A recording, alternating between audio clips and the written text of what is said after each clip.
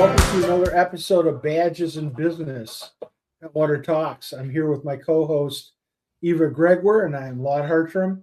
And today we're going to be talking about brews and beats. Take it away, Eva. All right. So Brews and Beats, it's coming up on its 5th year with us here. And it's always the first Saturday in May. It's from 12 to 5 on the Village Green. You'll see a big tent down there. You have to have a ticket to get in. And obviously it's with music and with beverages, adult beverages. So it's the only Oceana County craft beer and wine and cider event that happens from local Michigan vendors. And so our bands, we have 2 different bands that play, and you need to get your tickets. Zoom in right there. Take a picture of that QR code. Park and Store is our stout sponsor. It's a fun event. Save the date with it. You can get your tickets at pentwater.org. They do sell out. We will not be having tickets at the door. It is a sold out venue. So make sure you join in on the fun. We every May, the first Saturday is when we have Brews and Beats. It's been a huge successful event that many people return to again and again, and we get a lot of new people. There's always great food trucks there and yard games. It's a great time, and it's from 12 to 5. Are you going to come this year? Again? May 2nd. Are you going to come this year? Probably not. No, but you'll send Officer Mitchell, right? He likes to go down. I'm sure Darwin or maybe Amanda or Merelda or Dalton will be there. That's right. We have security on site, so it's always nice to have the police walk through the event too. Right. What would a beer tent be without police? That's right. I encourage them to walk through it. Yeah. What? I always encourage them to, because they just see what a good time it is. And, I always like that extra safety measure. And if there's any questions, people can ask them. So right. It's good. And I would tell the folks watching that typically that event, very few problems at that event. It's not your typical beer tent. It's nice because once you have your ticket, you get your wristband, and you can pop out to if you want to grab lunch somewhere, or go to a shop or something, and be able to come back in. You can come back through the gates with it. Right. You can't take the beer with you, but you can come back. That's correct. That stays on site. So typically what our guys are doing is they're going to be patrolling the green, and it's not like they're necessarily dedicated to the Village Green, but they will pass through there. The event itself has security on the inside, so we typically don't go in there unless we're called. But like everything else, we'll be in the area, and if we're needed, we'll go ahead and do that. So good deal. Well, make sure you get your ticket. You can find it at pentwater.org. Get it now because it will sell out. And we'll move on from our May 2nd event. And now that it's going to be coming up with people coming back and the weather's nice, people driving around, we're seeing a lot more golf carts. I think a lot of people forget the rules about golf carts and actually how they are a moving vehicle. You want to dive into safety concerns with golf carts? Well, there's a couple things about golf carts. First thing is Pentwater actually has a golf cart convenience corridor in it, which is identified by Michigan Department of Transportation. And that golf cart corridor runs from Hanover Street on the north side of town, on Hancock, all the way down to 6th Street, and actually almost a little bit past Chenzo's Market. So that whole area, you can operate golf carts, which is essentially our entire business district. Now, golf carts can all be operated on the secondary roads. So Wythe, Carroll, Rutledge, Rush, all of our back roads they can do. The only place you cannot use a golf cart in Pentwater is any area that has a speed limit of 35 or above. You cannot have a golf cart on.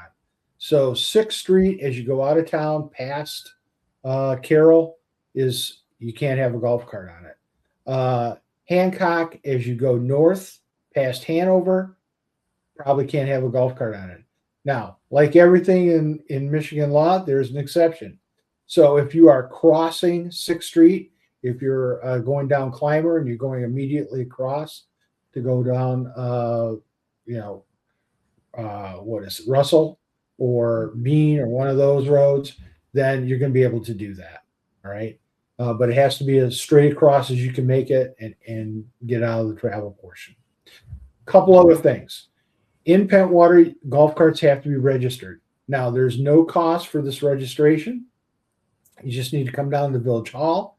You need to fill out the paperwork. You will get a list of all the golf cart rules, and they are not that complicated. So, rule number 1, the only person can drive a golf cart in Pentwater and elsewhere in the state of Michigan is you have to be 16 years old and you have to have your driver's license. Okay. Golf carts have to be, they have to have their driver's license. Right. Can't emphasize that enough. Right. Right. And every year we see people that, we have to have a chat with because they're not. They're fun to drive. That's why they're fun. But if you want to drive something for your kids, go drive some go-karts at AJ's. Right. Right. The next thing is they have to have a slow moving vehicle sign on the back, and they have to be, fitted out with turn directionals. Okay. Now, they can't be driven in a careless or reckless manner. They need to be driven on the right-hand side of the road. They cannot exceed 15 miles an hour, as much as you would like to have that happen. They cannot be loaded down. They can only have as many people as there are seats for. So you can't have them loaded down with everybody. There are some places in Pentwater that are golf cart parking only. One of those places is the end of Lowell Street near Charles Mears State Park. On the right-hand side, that's golf cart parking only. We really don't want to see side-by-sides and other ORVs down there. That's usually just for golf carts. And there's a reason for that. We want people to be able to drop off all their stuff at the beach and get out of there as fast as we can and maintain that traffic flow on the end of Lowell Street. Now, the other thing is you cannot operate a golf cart a half hour before sunrise, and you can't operate it a half hour after sunset. Okay? So, in the summertime, I'm not going to, there is a grace period a little bit. If you go down and watch the sunset, there's a little bit of a grace period. But if you're out in the middle of the night on your golf cart, you're going to get a ticket. You're going to probably have to park it and walk the rest of the way. Even if that golf cart has headlights? Even if the golf cart has headlights. Yeah. Okay. It can't be out at night. And it's basic physics. If a golf cart gets in a crash with a car, the car's going to win. It's just a matter of weight, and that's just the way it is. So we try to avoid those conflicts when that can happen. When you go to get your permit at the front desk here, they're going to give you the permit. Like I said, there's no cost to it. I would ask that you put that permit on the back of the golf cart so we can see it when we come up behind the golf cart. Otherwise, it's a little bit difficult to see those things. And really, the permit only gives us an idea who owns it, so that if it ends up stolen, if it ends up misplaced, or whatever, we know who to get a hold of to contact to go get that. We don't want to see these golf carts juiced up, so 15 miles an hour is really the limit for those. So we really try to stop people from. I use the term juiced up, but we don't want them accelerated really beyond 15 miles an hour. They're just not safe to do that. Right. So that's pretty much it. Yeah, that's great. And I will say, if you ever impound a golf cart or someone wants to give theirs away, the chamber is always looking for one. Yeah, they borrow ours all the time. So, yeah, that's it. We have, and I should tell you, I think last count we have about 283 golf carts registered in Little Pentwater. Yes, so, and it keeps growing. It does. It's not going to go away. And so just be mindful when you're driving a vehicle of those golf carts as well. Right. But they are fun and they are convenient, I will say. I know. We have a lot of folks, older folks, that feel safer driving the golf cart than driving a full-size car. And sometimes that's not necessarily true, but it does make for some fun. So we just try to keep track. So good. Anything else? Nope. Just recap. Get your tickets for Brews and Beats at pentwater.org and get your golf cart registered. And if you have any questions about the regulations of golf cart, contact the Pentwater Police Department or the village. Absolutely. So thanks for watching another episode of Badge and Business Pentwater Talks.